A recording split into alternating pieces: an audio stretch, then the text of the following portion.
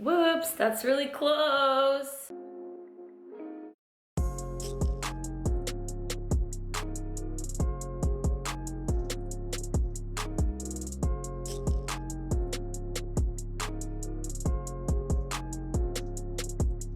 No need to be that freaking close.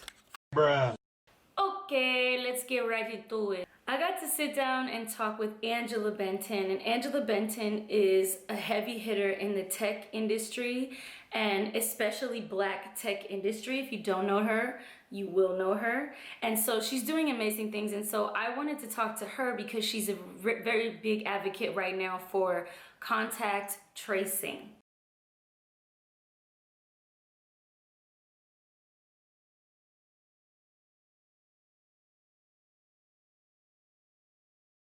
Okay, which is something that the CDC is going to, well, not really. Apple and Google are not merging, but they're creating a partnership, which they will roll out over time, which is first going to be voluntary, an app you download, but it's not going to be voluntary after that. Contact tracing is using the technology that your phone has to follow where you're going, how you get there, how long you're there, to track who you are around. So the phones are working with each other. Immediately my Black Mirror spidey senses went off and I was like, the fuck? And I think my suspicions are correct, because even when in our conversation, which I'm so mad didn't record, Angela was saying that, yeah, they're already using QR codes right now in China on your phone, where you have to show your QR code to get into certain places. And your QR code basically says that you do not have coronavirus. It's your medical records.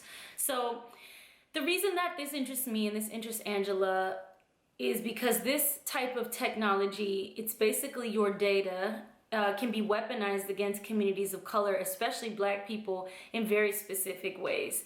So even we'll see this with the whole stay-at-home orders, and like, look at the response to communities of color breaking the orders. Like, you know, communities of color are getting, Black people are getting their house parties raided and everybody arrested and thrown on the floor like an animal. But in white communities, they're like, guys, come on, can you leave the park, please? So it's just gonna, anytime that they have new technologies, especially using our data, I think that it is something that we need to pay attention to, because we do not want this to be weaponized against us. Let me say this, everything can be weaponized against us, and we really wanna be making sure that we have eyes and ears open.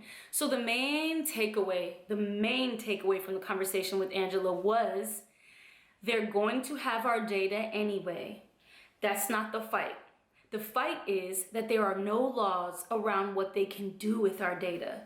We don't have any access to our data, and we don't have any control what they are doing with it. So in reality, where I thought, when I heard TikTok is a Chinese-owned company and they were directly releasing our information about what's on our phones, what activity we're doing, all of these different data points that I thought would be problematic to be directly given to the Chinese government, considering everything that's going on right now. So I deleted TikTok off my phone, and I was like, oh hell no, they're not gonna have my data. But she was like, no, that's not the fight, Sheila. Amazon has your data, Netflix has your data, Google has your data, Instagram has your data, Facebook has your data. Your data is out there. These companies are taking your data, they're selling your data to advertisers to sell things to you, and they're using your data in conjunction with government agencies like the CDC in this case.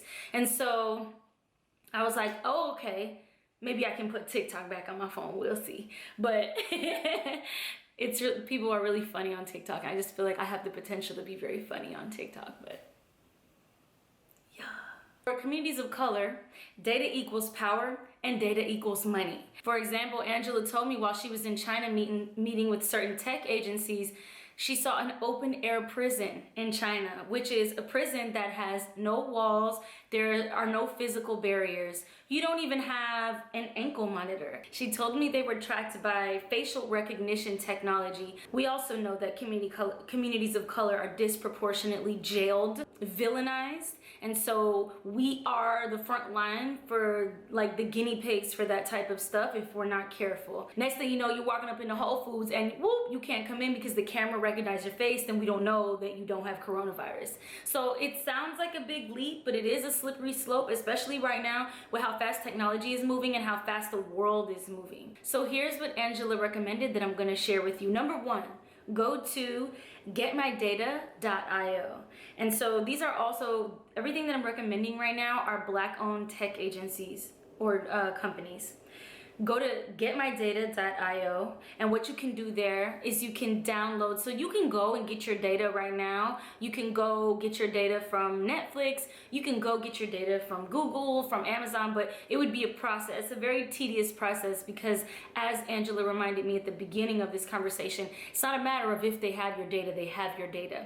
It's like, what are they gonna do with it? So you can go get all your data from all these other places, but it will be tedious. So getmydata.io will help you in a streamlined fashion get all of your data. And then you can go to culture.io and upload your data so that you can monetize your data in the same way other companies are monetizing it to make money off of you.